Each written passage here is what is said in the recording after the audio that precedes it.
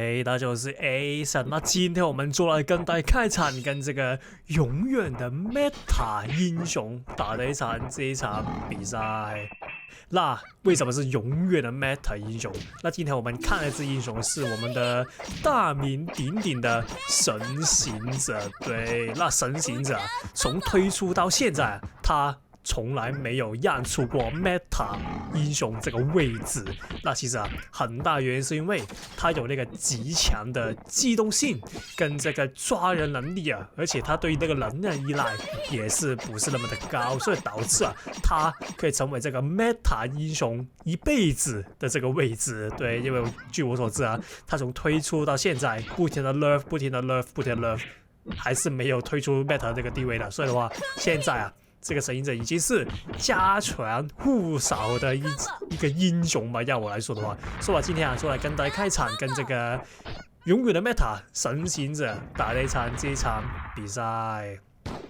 那已經來到這個第一回合的尾聲了，或者是中尾階段吧。那其實這邊的話，我直接把他那個 SD 偷過來了。其實小偷披風的運用你是需要對於對面那個技能還剩多少有一個很深入的了解。為什麼這麼說？那因為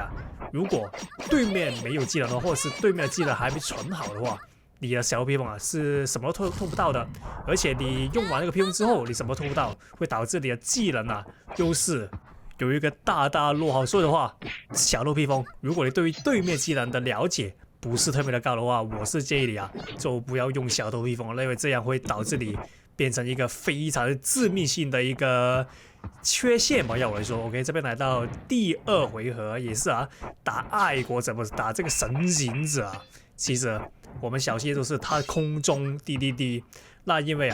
他的那個 combo 狀方式有一個很大的狀方式就是空中滴滴滴，那另外就是跑滴滴滴，所以說基本上神行者這個角色，他每一個動作都是一個抓人的動作。要我來說，那基本上他所有的攻擊方式都可以接他的 combo， 例如說普通滴滴滴、跑滴滴滴、空中滴滴滴，也是可以接這個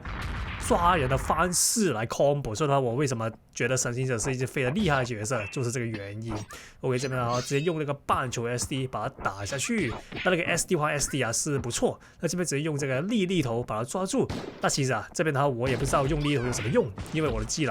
他技能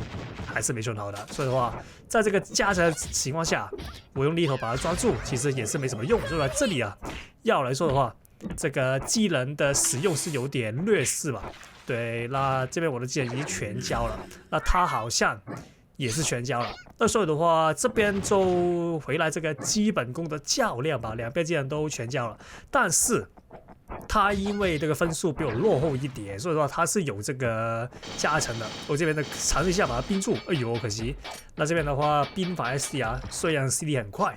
但是它有這個幾率性就是不一定打中人。這個就是冰法 SD 的好處跟壞處。那如果大家也是有用過冰法 SD 的話，你是應該是經常發生，明明如果冰法 SD 打中你就可以把人收掉，但是偏偏就這個緊急的時候打不中。那這個也是冰法 SD 常發生的一些事情那來到這個第三回合，一開始他先用這個紅棘瞳來跟我那個基本功較量一下。這紅棘瞳其實為什麼那麼厲害？就是他那個 combo 基本上是不需要任何的能量或者是什麼東西就是可以執行的。例如說我超雄的 combo 就需要能量來增加那個 combo 的數量，那但是紅棘瞳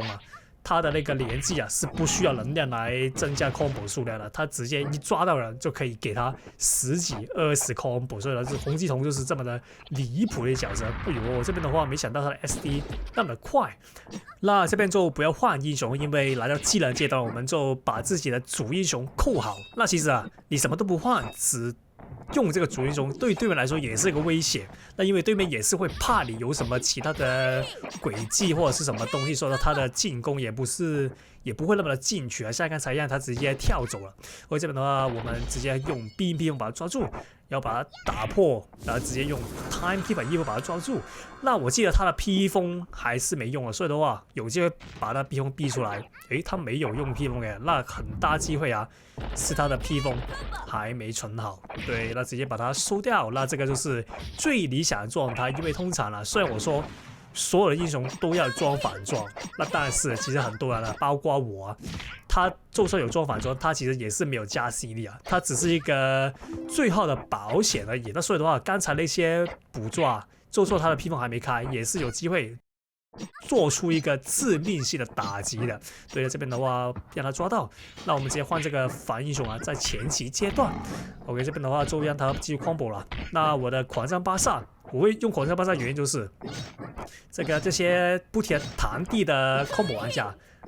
李舜臣呢是反擊不了的。那像這個一樣，就是說他能量是有了，他李舜臣還是反擊不了，那直接把它打下去。那我的狂戰巴薩是裝這個掉落天賦的，那所以說，哎呦，這邊的話打歪了，那可以，那這邊他也是貪心了，